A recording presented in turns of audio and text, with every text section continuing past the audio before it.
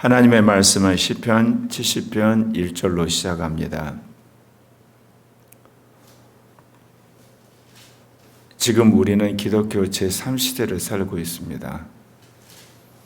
그 이야기는 기독교 제2시대에 가지고 있었던 여러 가지 특권을 박탈당하는 상황이죠. 또 한편에서는 하나님께서 이 지구촌에서 기독교가 다른 종교나 다른 이념 또는 다른 철학과 자유 경쟁을 해서 승리하기를 원하시는 거예요. 지금까지는 313년 기독교가 공인된 이후로 유럽 대륙과 서방 선진국가에서 기독교는 독점적 지위를 누렸어요. 국가가 일방적으로 기독교를 비호를 했고 자본주의 체제를 통해서 강력한 이 재정의 후원을 통해서 세계 선교를 할 수가 있었어요. 그 과정 속에서 여러분이 기독교 황제들이 사라산 제국이 침범 보는 거라든지 몽골 제국이 침범할 때 다 막아줬어요.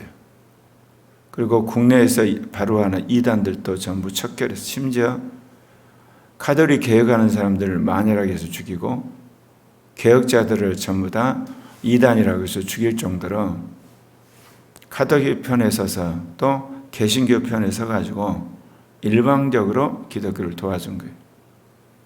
여러분이 생각하기에 미국은 청교들이 세운 나라고 해서 기독교 입장에서만 보죠. 북아메리카에 있는 원주민들이 무참하게 학살당한 걸 여러분 아십니까?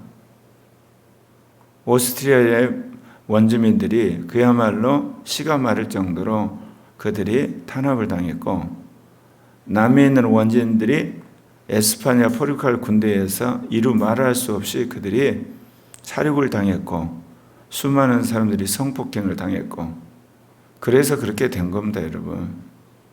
우리가 하나님의 선교의 거시적인 차원에서 기독교 문명이 이런 세계 선교를 위해서 했다고 하지만 그 안에 이루어진 그야말로 잘 자란 그런 죄악들은 사실은 우리가 눈뜨고 보기 어려울 정도로 엄청난 죄악들을 많이 범했던 겁니다.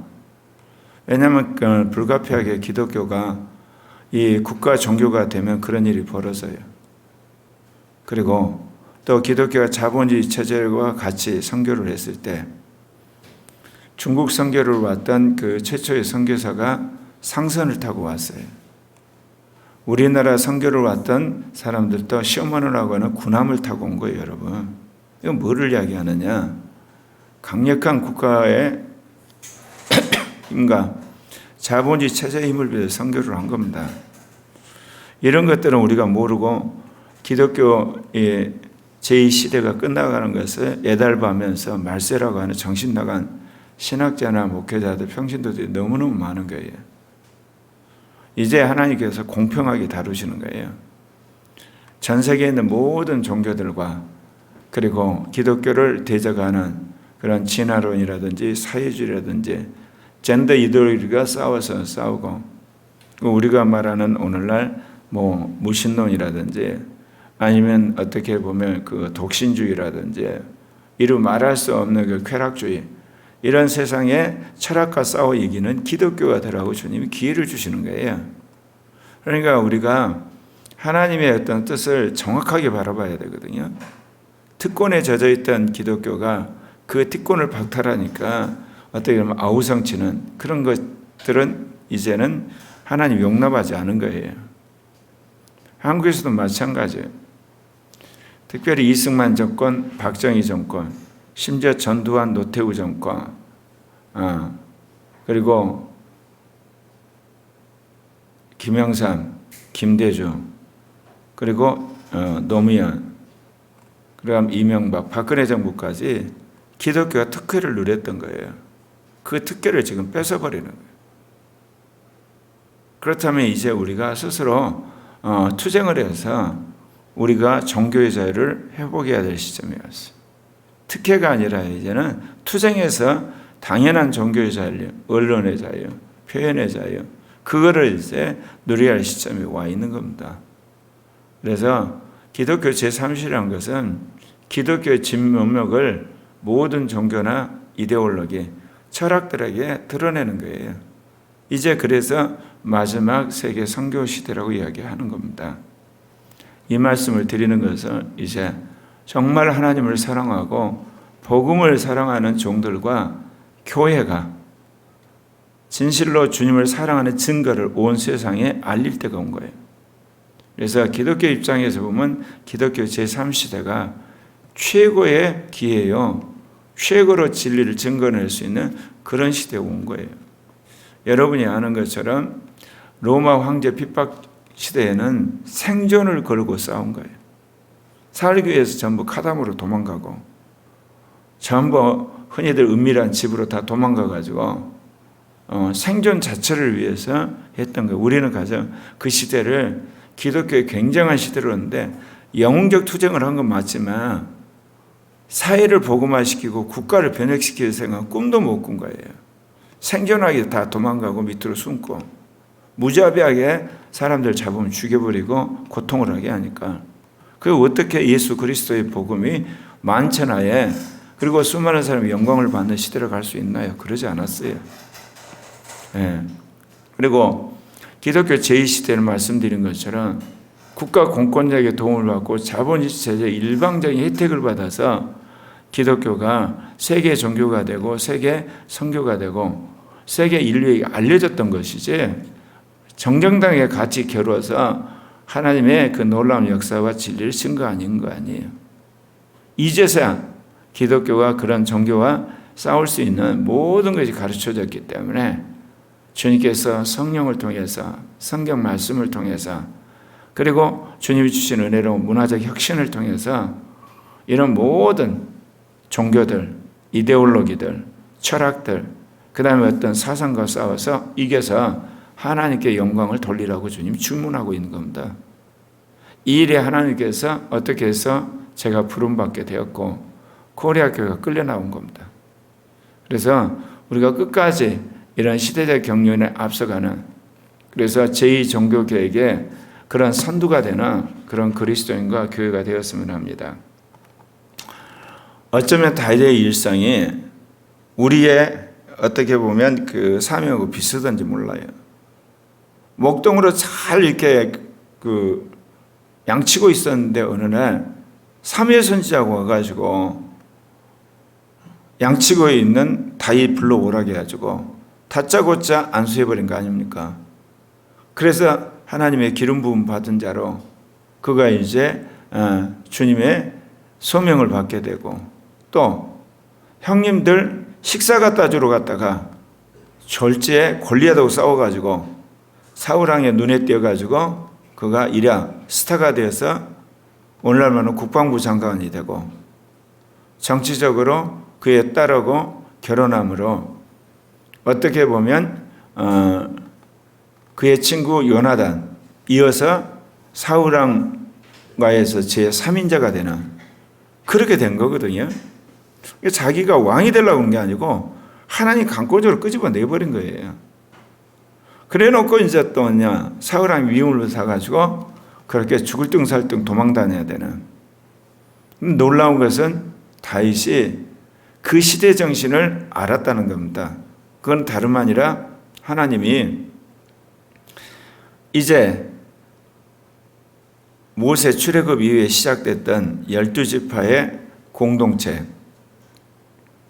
사사들이 다진 시대를 끝내고 이제 왕이 장기 집권하는 거죠. 세습 집권하는 거고 무력으로 집권한 체제를 세우는 데 있어서 믿음의 왕으로 나라를 건국을 해야 되는 거예요. 그거를 이제 다윗이 안 겁니다. 그러니까 그가 그 어떤 편법이나 또는 어떤 잔인한 방법으로 권력을 잡는 것이 아니라 하나님 안에서 이 사울왕과 경쟁을 해서 새로운 왕조를 세우는 그런 의미에서 오늘날 하나님이 고려하게 주시는 사명과 비슷해요. 그래서 사울왕이 스스로 결국 몰락하게 되는 나중에는 블레셋과의 전투에서 그가 패배해서 자결을 하게 되지만 그 이후에도 그래요. 왕조란 것이 그냥 없어지지 않아요. 사울왕의 그 아들과 그가 싸우게 되잖아요. 그러나 이제 그 왕국이 사라지고 다윗 왕조가 세워지는. 그런데 다윗 왕조가 세워졌지만 또 나라가 12지파가 싸그리 우상 숭배할 위험이 있으니까 하나님께서 이 솔로몬의 학정을 핑계로 삼지만 르호보암 때 나라를 쪼개요. 북이스라엘 10개국과 남유다 2개국.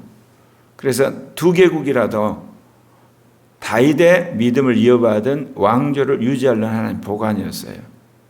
그래서 북이스라엘 왕국은 BC 722년에 먼저 망하는 겁니다.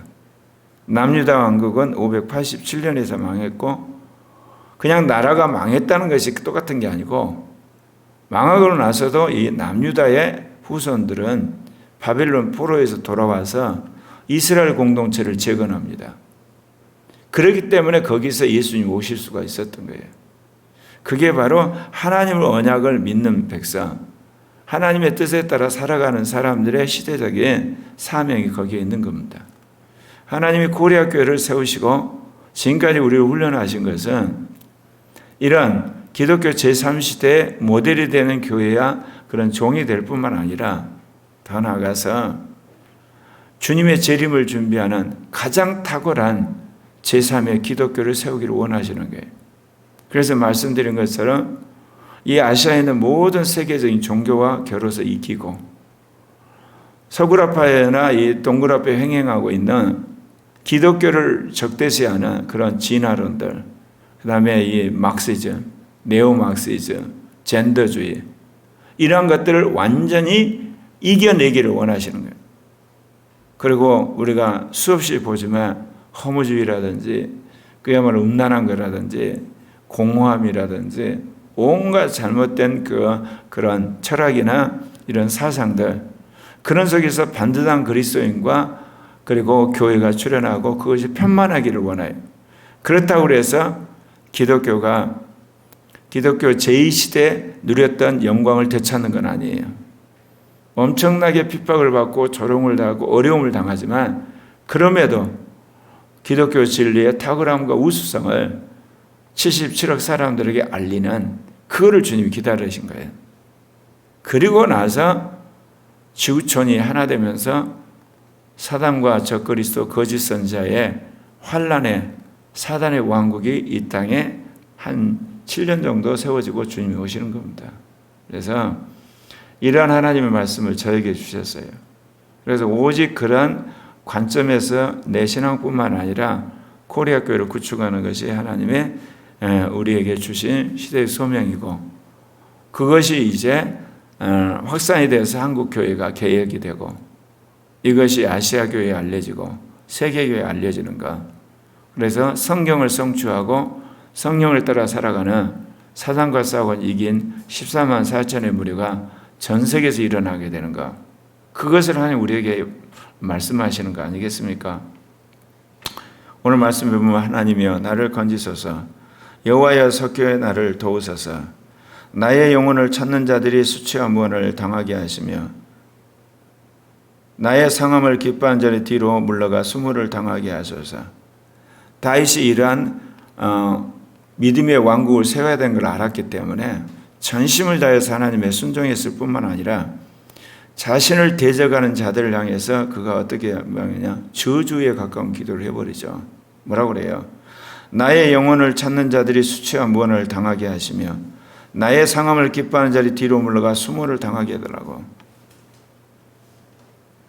분명히 바울사도는 남을 나보다 낫게 여기라고 그랬어요.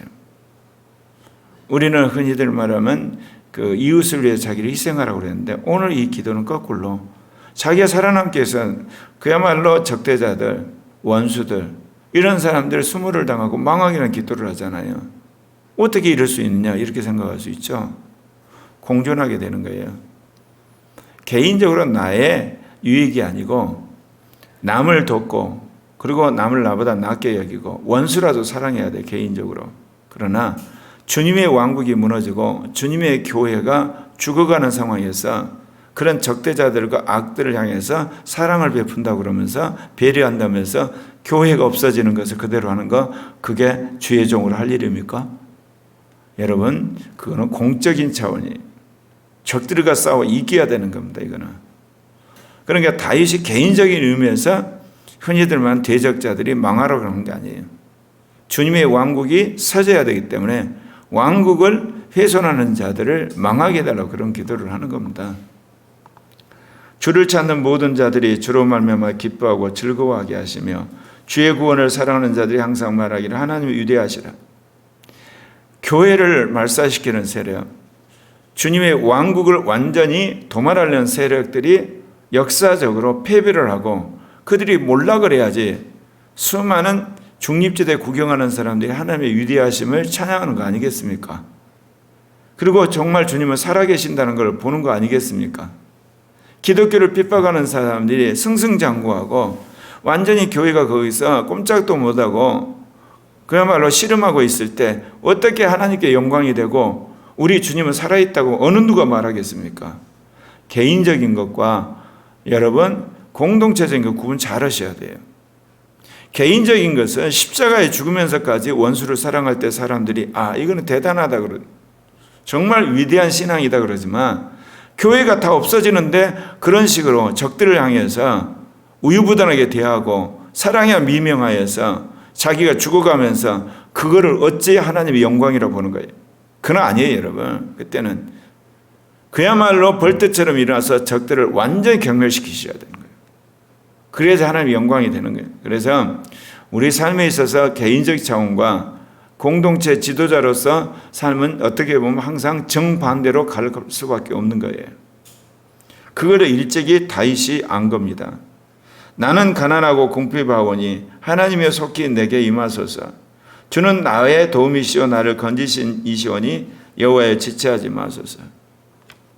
제가 제2종교개혁의 사명을 받고 개인적으로 신학을 정립하고 이런 영성이나 은사나 리더십 전략을 준비해 올 때는 나 개인만 잘하면 됐어요. 나 개인만 절제하면 되는 거예요. 그런데 이거를 이제 코리아 교회를 이제 부흥시키고 한국 교회 확산시키려고 하니까 어떻게 되냐? 오늘 다윗이 말한 것처럼 절박한 심정에서 하나님 앞에 기도하지 않을 수가 없는 거예요. 이거는 내가 노력해서 될 성질이 아니잖아요. 내가 성실해서 될 일이 아니야. 한국 교회가 계획되고 이 한국 정권이 뒤집어지는 정말 전적으로 하나님이 개입하셔서 우리 국민의 마음을 확 하나님께서 비틀어 버려 가지고 이 문재인 주사파 정권을 흔들어 버려 가지고 해야만 되는 거고, 더 나가서 북한의 김정은 정권도 핵을 가지고 있는데 생화학 무기를 가지고 있는데 저희 가만히 앉아서 푹 주저앉게 주님이 강권히 개입을 하셔야 되는 거 아니에요?